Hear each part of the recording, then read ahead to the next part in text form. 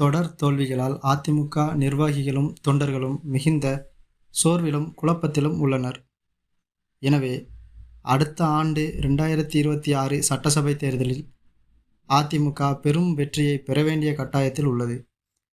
ஏனென்றால் கடந்த 2016ஆம் ஆண்டு தமிழகத்தின் முதலமைச்சராகவும் அப்போதைய அதிமுகவின் பொதுச் செயலாளராகவும் இருந்த செல்வி ஜெயலலிதா அவர்களின் மறைவிற்கு பிறகு அதிமுகவில் ஏற்பட்ட சில சிக்கல்களுக்கும் குழப்பங்களுக்கும் மத்தியில் அதுவரையில் தமிழக அரசியலில் மாவட்ட அரசியல்வாதியாகவே கருதப்பட்ட, மாநில அளவில் பெரிதும் அறியப்படாத எடப்பாடி பழனிசாமி அவர்கள் முதலமைச்சராக தேர்வு செய்யப்பட்டார்.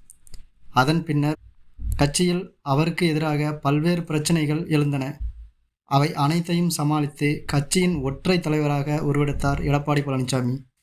இருந்தபோதிலும் அவர் தலைமையில் அதிமுகவானது எந்த ஒரு வெற்றியையும் பெற்றதில்லை. குறிப்பாக சொல்ல வேண்டுமென்றால், அவர் தலைமையேற்ற பின்னர் நடந்த 2 நாடாளுமன்ற தேர்தல், ஒரு சட்டமன்ற தேர்தல் மற்றும் உள்ளாட்சி தேர்தல் போன்ற எந்த தேர்தலிலும் வெற்றி பெற்றதே இல்லை. எனவேதான் எடப்பாடி பழனிசாமி தலைமையில் அதிமுக 2026 சட்டப்பேரவை தேர்தலில் வெற்றி பெற வேண்டிய கட்டாயத்திற்கு தள்ளப்பட்டுள்ளது. இந்த நிலையில்தான் தற்போது அதிமுகவின் சீனியர் தலைவரும் முன்னாள் அமைச்சருமான அன்வர் ராஜா அவர்கள் அதிமுகவிலிருந்து விலகி திமுகவில் இணைந்துள்ளார். இது அதிமுகவினருக்கும் அதிமுகவின் தலைவர் எடப்பாடி பழனிசாமி அவர்களுக்கும் பேரிடியாக அமைந்துள்ளது. ஏனென்றால் அன்வர் ராஜா அவர்கள் ராமநாதபுரம் மாவட்ட அதிமுக அரசியல் முகமாக இருந்து வந்தவர். இவர் இப்பொழுது திமுகவில் இணைந்ததால் இது அதிமுகவிற்கு பெரும் இழப்பாகவே கருதப்படுகிறது. அது மட்டுமல்ல, இவரை போல அதிருப்தியில் இருக்கும் மற்றொரு சீனியர் லீடராக திரு ஜெயக்குமார் இருப்பதாக ஒரு சில கருத்துக்கள் பரவி வருகின்றன. இவர் அதிமுகவில் அமைச்சராகவும் முன்னாள் சட்டசபை சபாநாயகராகவும் இருந்தவர். தற்போது இவரும் அதிருப்தியில் இருப்பதாக ஒரு தகவல் வெளியாகியுள்ளது.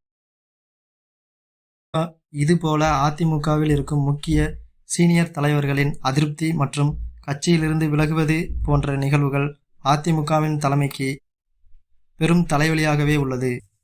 இதுபோல கட்சிக்குள் பல பிரச்சனைகள் நிலவி வந்தாலும் அதிமுகவின் மற்றொரு முக்கிய பிரச்சனையாக இருப்பது 2026 சட்டசபை தேர்தலில் திமுகவிற்கு எதிராக ஒரு வலுவான கூட்டணியை அமைப்பதுதான். இதுதான் அதிமுகவிற்கு இருக்கும் பிரச்சனைகளிலேயே மிக மிக முக்கியமான பிரச்சனையாக பார்க்கப்படுகிறது. கடந்த 2021 சட்டசபை தேர்தலில் அதிமுக, பாஜக, பாமக, தமிழ் மாநில காங்கிரஸ் போன்ற கட்சிகள் கூட்டணி அமைத்து தேர்தலை சந்தித்தன. ஆனால் இந்த கூட்டணியால் திமுக அமைத்த வலுவான கூட்டணியை வெல்லவே முடியவில்லை. எனவே அதிமுக கூட்டணி தோல்வியடைந்தது. இந்த தோல்விக்கு முக்கியமான காரணமாக பார்க்கப்பட்டது அதிமுக பிஜேபியோட கூட்டணி வச்சு சிறுபான்மையினர் ஓட்டுக்களை இழந்தது. இதுதான் அதிமுகவோட தோல்விக்கு முக்கிய காரணமாக பார்க்கப்பட்டது. அதன் பின்னர் அந்த தேர்தலில் திமுக வெற்றி பெற்று ஆட்சியை அமைத்தது. அதனைத் தொடர்ந்து 2024 நாடாளுமன்ற தேர்தல் நடைபெற்றது. இனி எந்த காலத்திலும் பிஜேபியுடன் கூட்டணி கிடையாது என அறிவித்து அந்த தேர்தலில் அதிமுகவானது தேமுதிக, எஸ்டிபிஐ, புதிய தமிழகம் போன்ற சிறிய கட்சிகளை கூட்டணியில் சேர்த்து தேர்தலை சந்தித்தது. ஆனால் அந்த தேர்தல் இந்த கூட்டணிக்கு ஏமாற்றத்தையே அளித்தது. மீண்டும் திமுகவானது 40 நாடாளுமன்ற தொகுதிகளையும் கைப்பற்றி தமிழகத்தில் மாபெரும் வெற்றியை மீண்டும் ஒருமுறை திமுக கூட்டணியானது பதிவு செய்தது.